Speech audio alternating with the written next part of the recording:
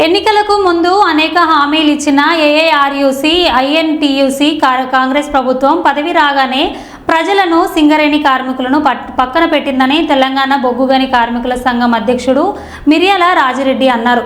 ఈ మేరకు పెద్దపల్లి జిల్లా గోదావరిఖనిలో జరిగిన కేంద్ర కార్యవర్గ సమావేశంలో ఆయన పాల్గొని మాట్లాడుతూ, సింగరేణిలో ప్రైవేటీకరణ రద్దు చేస్తాం, కొత్త బొగ్గు బావులను తెప్పిస్తామంటూ పగడ్బాలు పలికిన గుర్తింపు సంఘం ఇప్పుడు కార్మికులకు చేసింది ఏమీ లేదని ఆగ్రహం వ్యక్తం చేశారు.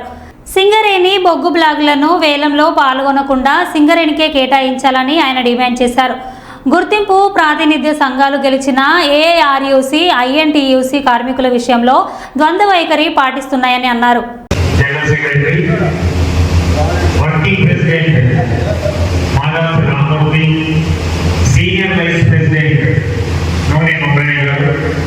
అలాగే జనరల్ వైస్ ప్రెసిడెంట్ అయినటువంటి బడికల సంతోష్ కుమార్ గారు, బొగ్గు బ్లాకుల వేలంలో సింగరేణి సంస్థ పాల్గొనడం అంటే ప్రైవేటీకరణకి ఆమోదం తెలపడమే. ఎవరైనా సరే బొగ్గును తవ్వుకోండి అనేటువంటి ఆమోదం సింగరేణి ఇచ్చినట్టుగానే భావించాల్సి వస్తుంది.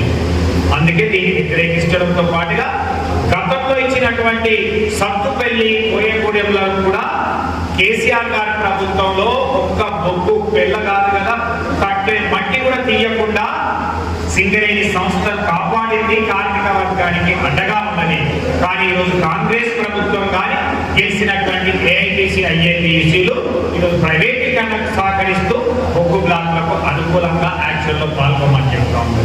అలాగే నైని బొగ్గు బ్లాకు అనేటువంటిది యాక్షన్లో పాల్గొని పొందినటువంటిది కాదు అనేటువంటిది కూడా కేంద్ర నాయకులకు, గుర్తింపు సంఘ నాయకులకి గుర్తు చేస్తా ఉన్నాం.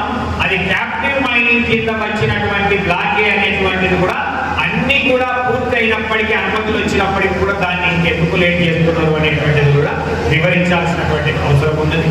దీంతో పాటుగా ఈరోజు కార్మిక వర్గం ఎదుర్కొంటున్నటువంటి కనీసం వైద్య సౌకర్యాలు లేక చనిపోతున్నటువంటి సందర్భంలో సూపర్ స్పెషాలిటీ వైద్యం అని హామీ ఇచ్చి క్యాటలాగ్స్ ఓపెన్ చేస్తామని చెప్పి ఏ ఒక్కటి కూడా అమలు చేయలేనటువంటి విధానాన్ని కూడా ఎండగడుతూ ఈరోజు తీర్మానం చేయడం జరిగింది.